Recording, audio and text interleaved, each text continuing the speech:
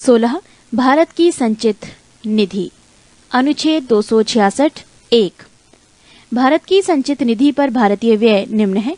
1 राष्ट्रपति का वेतन एवं भत्ता और अन्य व्यय के सभापति। 2 राज्यसभा सभापति और उपसभापति तथा लोकसभा अध्यक्ष और उपाध्यक्ष के वेतन एवं भत्ते। 3 सर्वोच्च न्यायालय एवं उच्च न्यायालय के न्यायाधीशों का वेतन, भत्ता तथा पेंशन। 4 भारत के नियंत्रक महालेखा परीक्षक का वेतन, भत्ता तथा पेंशन। 5 ऐसा ऋण भार जिनका दायित्व भारत सरकार पर है। 6 भारत सरकार पर किसी न्यायालय द्वारा ही दी गई डिक्री या पंचाट। 7 कोई अन्य व्यय जो संविधान द्वारा या संसद विधि द्वारा इस प्रकार भारित घोषित करे। 17 भारत की आकस्मिकता निधि।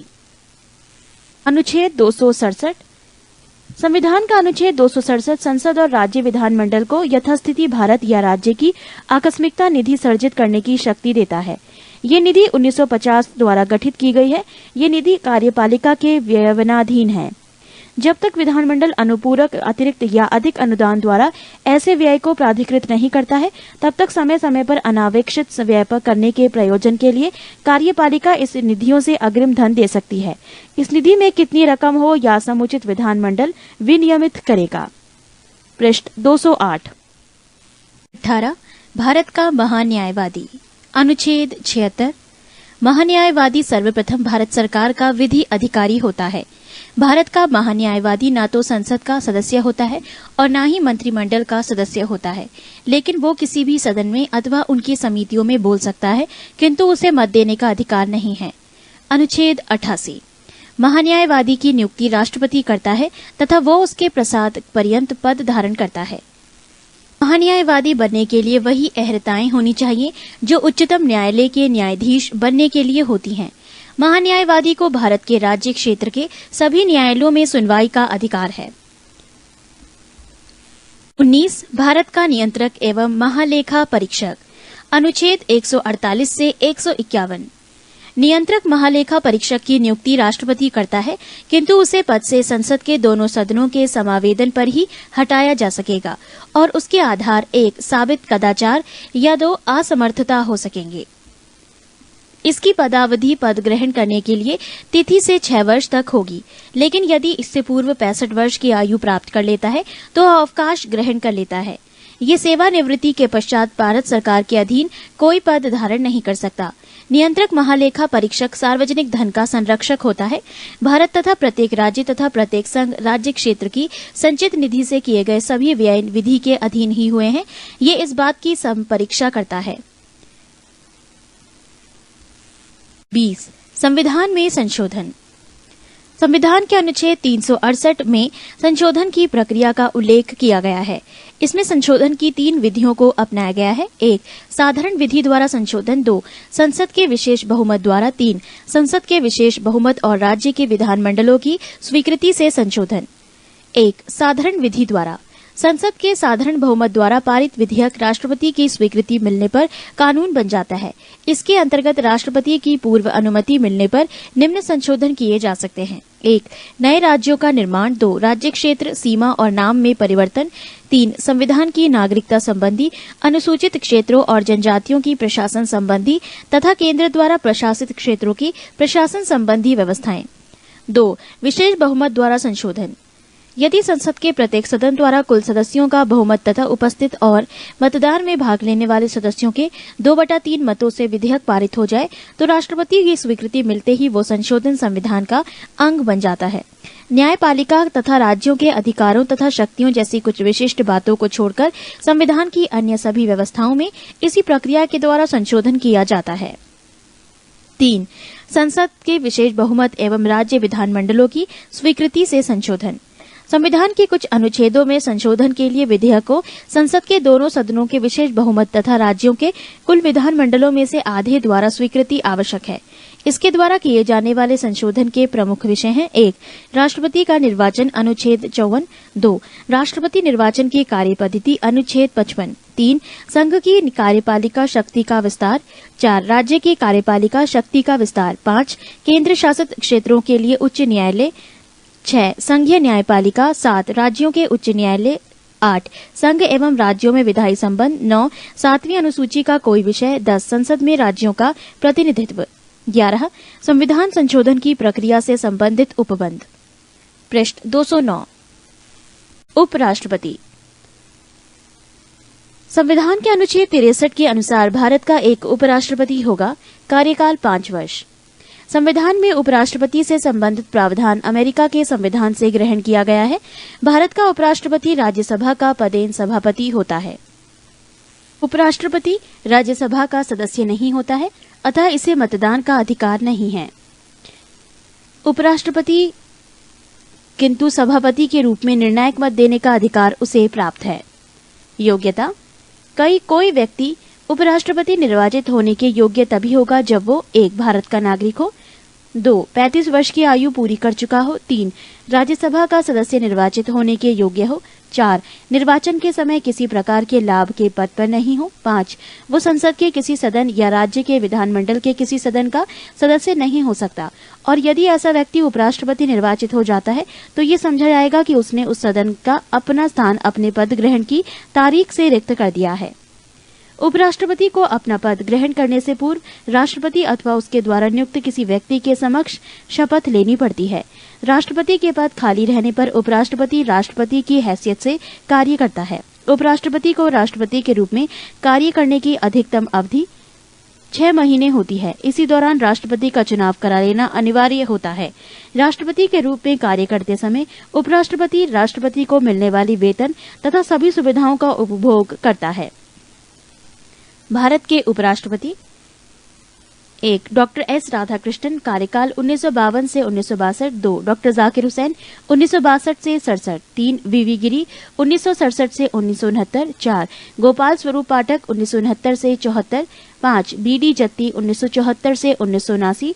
6. न्यायमूर्ति मोहम्मद हिदायतुल्लाह, 1979 से 1984। 7. आर वेंकटरमण, 1984 से 1987। 8. डॉक्टर शंकर दयाल शर्मा, 1987 से 1992। 9. के.आर. नारायणन, 1992 से 1997। 10. कृष्णकांत, 1997 से 2002। 11. भैरव सिंह शेखावत, 2002 से 10/8/2007। 12. हामिद अंसारी, 11/8/2007 से अभी तक। पृष्ठ 203। प्रधानमंत्री एवं मंत्री परिषद। संविधान के अनुच्छेद 74 के अनुसार राष्ट्रपति को उसके कार्यों के संपादन व सलाह देने हेतु एक मंत्रिपरिषद होती है, जिसका प्रधान प्रधानमंत्री होता है। संविधान के अनुच्छेद 75 के अनुसार प्रधानमंत्री की नियुक्ति राष्ट्रपति करेगा और अन्य मंत्रियों की नियुक्ति राष्ट्रपति प्रधानमंत्री की सलाह पर करेगा। मंत्रिपरिषद का सदस्य बनने के लिए वैधानिक दृष्टि से यह आवश्यक है कि व्यक्ति संसद के किसी सदन का सदस्य हो। यदि व्यक्ति मंत्री बनते समय संसद सदस्य नहीं हो तो उसे 6 महीने के अंदर संसद सदस्य बनना अनिवार्य है, नहीं तो उसे अपना पद छोड़ना होगा। पद ग्रहण से पूर्व प्रधानमंत्री सहित प्रत्येक मंत्री को राष्ट्रपति के सामने पद और गोपनीयता की शपथ लेनी होती है। सभी मंत्रियों, राज्य मंत्रियों और उप मंत्रियों को निःशुल्क निवास स्थान तथा अन्य सुविधाएं प्राप्त होती हैं। मंत्रिपरिषद सामूहिक रूप से लोकसभा के प्रति उत्तरदायी होती है। यदि लोकसभा किसी एक मंत्री के विरुद्ध अविश्वास का प्रस्ताव पारित करे अथवा उस विभाग से संबंधित विधेयक को रद्द कर दे तो समस्त मंत्रिमंडल को त्यागपत्र देना होता है। मंत्री 3 प्रकार के होती हैं: कैबिनेट मंत्री, राज्य मंत्री एवं उप मंत्री। कैबिनेट मंत्री विभाग के अध्यक्ष होते हैं। प्रधानमंत्री एवं कैबिनेट मंत्री को मिलाकर मंत्रिमंडल का निर्माण होता है। प्रधानमंत्री की सलाह पर ही राष्ट्रपति लोकसभा भंग करता है। प्रधानमंत्री योजना आयोग का पदेन अध्यक्ष होता है। प्रधानमंत्रियों में सबसे बड़ा कार्यकाल प्रथम प्रधानमंत्री जवाहरलाल नेहरू का रहा। वो कुल 16 साल 9 महीने और 13 दिन तक अपने पद पर रहे। देश की प्रथम महिला प्रधानमंत्री श्रीमती इंदिरा गांधी बनी। वो ऐसी महिला व्यक्ति रहीं जो 2 अलग अलग अवधियों में प्रधानमंत्री रहीं। पहली बार जब इंदिरा गांधी प्रधानमंत्री बनी तो वो राज्यसभा की सदस्य थी। चरण सिंह एकमात्र ऐसे प्रधानमंत्री रहे जो कभी लोकसभा में उपस्थित नहीं हुए। विश्वास मत प्राप्त करने में असफल होने वाले प्रथम प्रधानमंत्री विश्वनाथ प्रताप सिंह हुए। एक कार्यकाल में सबसे कम समय तक प्रधानमंत्री के पद पर रहने वाले प्रधानमंत्री अटल बिहारी वाजपेयी हुए, मात्र 13 दिन। कैबिनेट मंत्रियों में सबसे बड़ा कार्यकाल जगजीवन राम का रहा, जो लगभग 32 वर्ष केंद्रीय मंत्रिमंडल में रहे। भारत के प्रधानमंत्री: 1. जवाहरलाल नेहरू, कार्यकाल 15/8/1947 से 27/5/1964। 2. लाल बहादुर शास्त्री, 9/6/1964 से 11/1/1966 3 इंदिरा गांधी।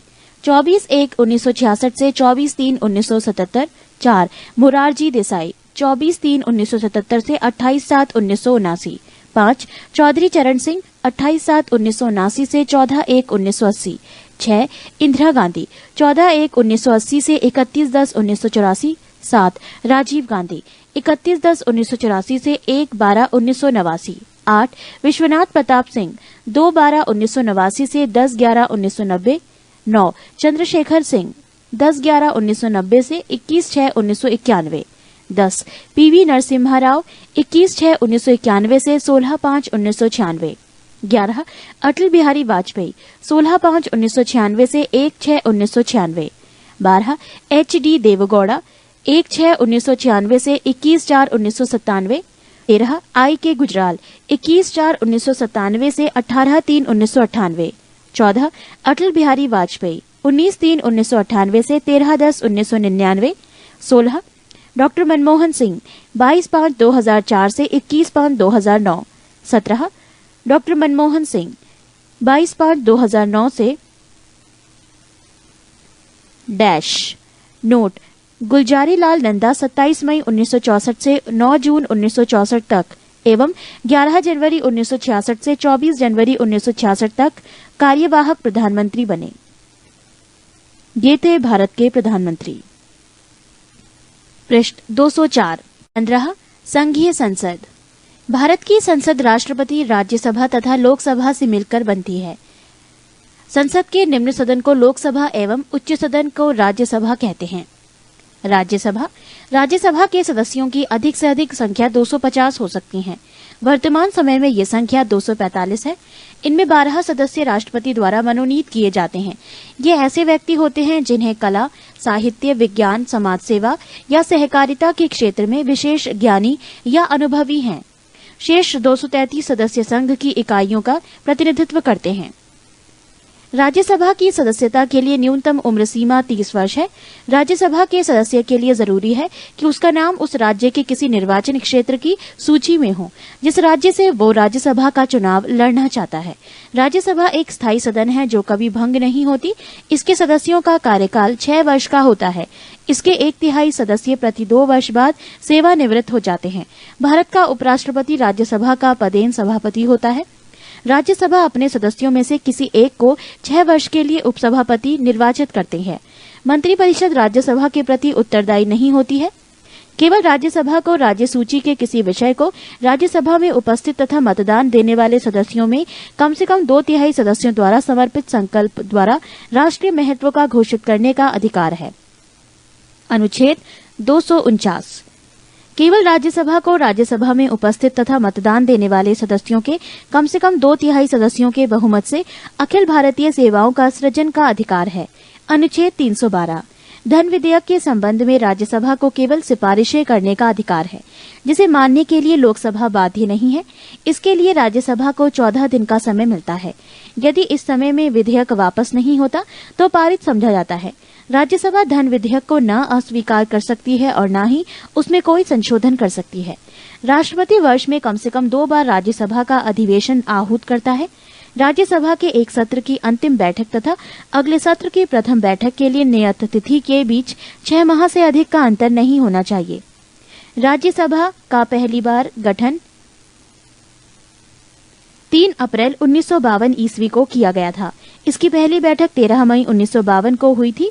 राज्यसभा में प्रतिनिधित्व नहीं है। अंडमान निकोबार, चंडीगढ़, दादर व नागर हवेली, दमन व दीव व लक्षद्वीप का। राज्यों एवं संघीय क्षेत्रों में राज्यसभा सदस्यों की संख्या। राज्य उत्तर प्रदेश सदस्य संख्या 31, महाराष्ट्र सदस्य संख्या 19, आंध्र प्रदेश सदस्य संख्या 18, तमिलनाडु सदस्य संख्या 18, बिहार सदस्य संख्या 16, पश्चिम बंगाल सदस्य संख्या 16, कर्नाटक सदस्य संख्या 12, मध्य प्रदेश सदस्य संख्या 11, गुजरात सदस्य संख्या 11, उड़ीसा सदस्य संख्या 10, राजस्थान सदस्य संख्या 10, केरल सदस्य संख्या 9, पंजाब सदस्य संख्या 7, असम सदस्य संख्या 7, झारखंड सदस्य संख्या 6, छत्तीसगढ़ सदस्य संख्या 5, हरियाणा सदस्य संख्या 5 जम्मू कश्मीर सदस्य संख्या 4, हिमाचल प्रदेश सदस्य संख्या 3, उत्तराखंड सदस्य संख्या 3, नागालैंड सदस्य संख्या 1, मिजोरम सदस्य संख्या 1, मेघालय सदस्य संख्या 1, मणिपुर सदस्य संख्या 1, त्रिपुरा 1, सिक्किम 1, अरुणाचल प्रदेश 1, गोवा 1। संघीय क्षेत्र दिल्ली 3, पुदुचेरी 1। राज्यसभा सदस्य जो प्रधानमंत्री बने: इंदिरा गांधी 1966 से 67, एच.डी. देवेगौड़ा 1996 से 97, आई.के. गुजराल 1997 से 98, डॉक्टर मनमोहन सिंह 2004 से ब्लैंक। राज्यसभा के प्रथम उपसभापति डॉक्टर एस.वी. कृष्णमूर्ति राव। पृष्ठ 205। लोकसभा संसद का प्रथम या निम्न सदन है जिसका सभापतित्व करने के लिए एक अध्यक्ष होता है। लोकसभा अपनी पहली बैठक के पश्चात यथाशीघ्र अपने 2 सदस्यों को अध्यक्ष और उपाध्यक्ष के रूप में चुनती है। अनुच्छेद 93। मूल संविधान में लोकसभा की सदस्य संख्या 500 निश्चित की गई है। अभी इसके सदस्यों की अधिकतम सदस्य संख्या 552 हो सकती है। इनमें से अधिकतम 530 सदस्य राज्यों के निर्वाचन क्षेत्रों से व अधिकतम 20 सदस्य संघीय क्षेत्रों से निर्वाचित किए जा सकते हैं एवं राष्ट्रपति आंग्ल भारतीय वर्ग के अधिकतम 2 सदस्यों का मनोनयन कर सकते हैं। वर्तमान में लोकसभा की सदस्य संख्या 545 है। इन सदस्यों में 530 सदस्य 28 राज्यों से, 13 सदस्य 7 केंद्र शासित प्रदेशों से निर्वाचित होते हैं तथा 2 सदस्य आंग्ल भारतीय वर्ग के प्रतिनिधि के रूप में राष्ट्रपति द्वारा मनोनीत होते हैं। अगस्त 2001 ईस्वी में संसद द्वारा पारित 91वें संविधान संशोधन विधेयक के अनुसार लोकसभा एवं विधानसभाओं की सीटों की संख्या 2026 ईस्वी तक यथावत रखने का प्रावधान किया गया है। लोकसभा के सदस्यों का चुनाव गुप्त मतदान के द्वारा वयस्क मताधिकार 18 वर्ष के आधार पर होता है। 61वें संवैधानिक संशोधन 1989 ईस्वी के अनुसार भारत में अब 18 वर्ष की आयु प्राप्त व्यक्ति को वयस्क माना गया है। अनुसूचित जातियों एवं जनजातियों हेतु लोकसभा में 2010 ईस्वी तक स्थानों को सुरक्षित कर दिया गया है। 79वें संवैधानिक संशोधन 1999 ईस्वी के द्वारा। राज्यों एवं संघीय क्षेत्रों में लोकसभा सदस्यों की संख्या: उत्तर प्रदेश में 80, महाराष्ट्र में 48, आंध्र प्रदेश 42, पश्चिम बंगाल 42, बिहार 40, तमिलनाडु 39, मध्य प्रदेश 29, कर्नाटक 28, गुजरात 26, राजस्थान 25, उड़ीसा 21, केरल 20, झारखंड 14, असम 14, पंजाब 13, छत्तीसगढ़ 11, हरियाणा 10, जम्मू कश्मीर 6, उत्तराखंड 5, हिमाचल प्रदेश 4, मेघालय 2, अरुणाचल प्रदेश 2, गोवा 2, मणिपुर 2, त्रिपुरा 2, सिक्किम 1, नागालैंड 1, मिजोरम 1।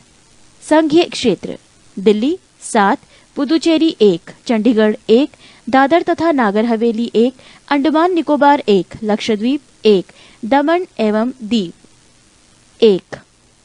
लोकसभा की सदस्यता के लिए अनिवार्य योग्यताएं निम्न हैं: 1. वो व्यक्ति भारत का नागरिक हो। 2. उसकी आयु 25 वर्ष या इससे अधिक हो।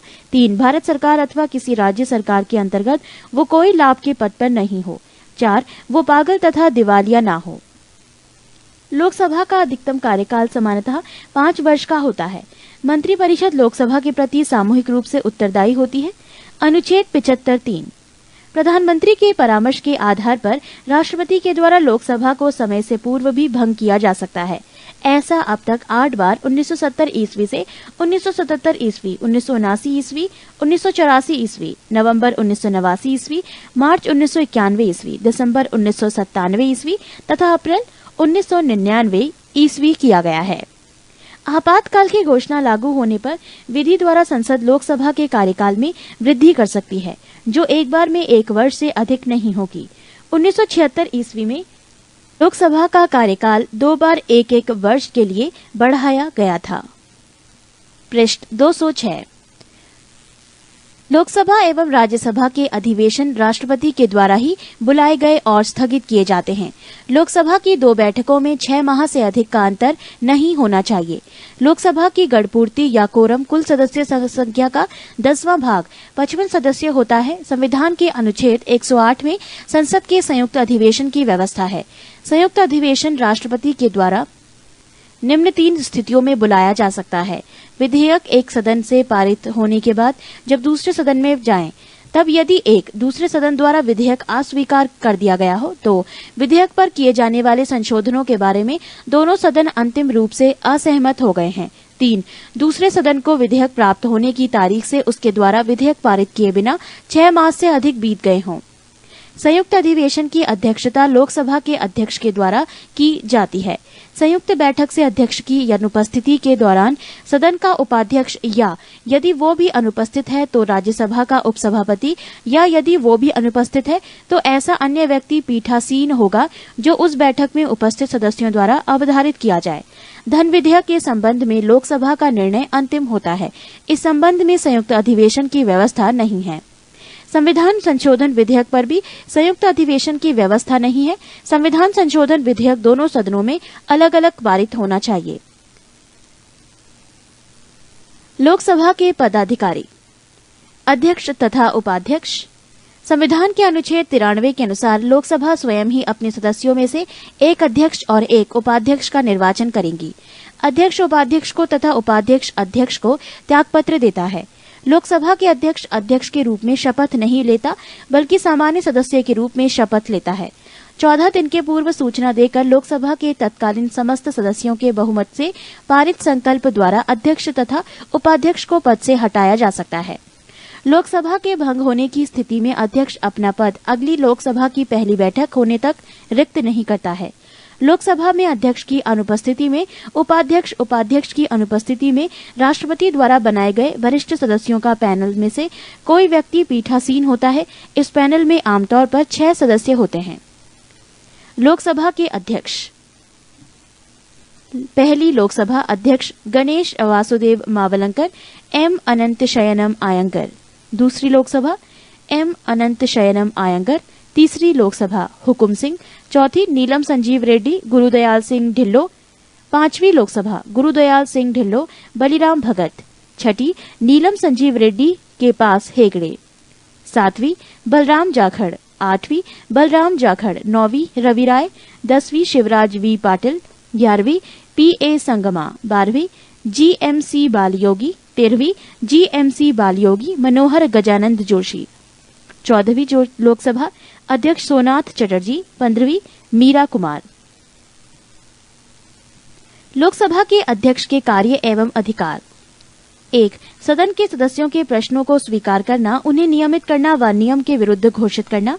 2. किसी विषय को लेकर प्रस्तुत किया जाने वाला कार्य स्थगन प्रस्ताव अध्यक्ष की अनुमति से पेश किया जा सकता है। 3. वो विचाराधीन विधेयक पर बहस रुकवा सकता है। 4. संसद सदस्यों को भाषण देने की अनुमति देना और भाषणों का क्रम व समय निर्धारित करना। पृष्ठ 207। 5. विभिन्न विधेयक व प्रस्तावों पर मतदान करवाना व परिणाम घोषित करना तथा मतों की समानता की स्थिति में निर्णायक मत देने का अधिकार है। 6. संसद व राष्ट्रपति के मध्य होने वाला पत्र व्यवहार करना तथा कोई विधेयक धन विधेयक है या नहीं इसका निर्णय करना। 7. अध्यक्ष द्वारा धन विधेयक के रूप में प्रमाणित विधेयक की प्रकृति के प्रश्न पर न्यायालय में या किसी सदन में या राष्ट्रपति द्वारा विचार नहीं किया जाएगा। लोकसभा में विपक्ष के नेता को राजकोष से वेतन प्राप्त होता है तथा उसे कैबिनेट स्तर के मंत्री के समान समस्त सुविधाएं प्राप्त होती हैं। प्रथम लोकसभा का कार्यकाल 17 अप्रैल 1952 से 4 अप्रैल 1957 तक रही। प्रथम लोकसभा का अध्यक्ष श्री जी.वी. मावलंकर एवं उपाध्यक्ष श्री अनंत शयनम थे। नोट: क्षेत्रफल के दृष्टिकोण से सबसे बड़ा लोकसभा क्षेत्र लद्दाख, जम्मू कश्मीर एवं सबसे छोटा लक्षद्वीप है। अमेरिकी राष्ट्रपति जो भारतीय संसद में बोले। 1. D D. Eisenhower 1959। 2. Jimmy Carter 1978। 3. Bill Clinton 2000। 4. Barack Obama 2010। अमेरिकी राष्ट्रपति जो भारत आए लेकिन संसद नहीं पहुंचे। 1. Richard Nixon 1969।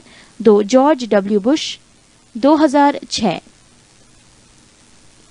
संसद सदस्यों से संबंधित कुछ विशेष बातें। किसी संसद सदस्य की योग्यता अथवा अयोग्यता से संबंधित प्रश्न का अंतिम विनिश्चय चुनाव आयोग की सलाह से राष्ट्रपति करता है। एक समय एक व्यक्ति केवल एक ही सदन का सदस्य रह सकता है। यदि कोई सदस्य सदन की अनुमति के बिना 60 दिनों की अवधि से अधिक समय के लिए सदन के सभी अधिवेशनों से अनुपस्थित होता है तो सदन उसकी सदस्यता समाप्त कर सकता है। संसद सदस्यों को संसद की बैठक के पूर्व या बाद 40 दिन की अवधि के दौरान गिरफ्तारी से मुक्ति प्रदान की गई है। गिरफ्तारी से ये मुक्ति केवल सिविल मामलों में है। आपराधिक मामले अर्थात निवारक निरोध की विधि के अधीन गिरफ्तारी से छूट नहीं है।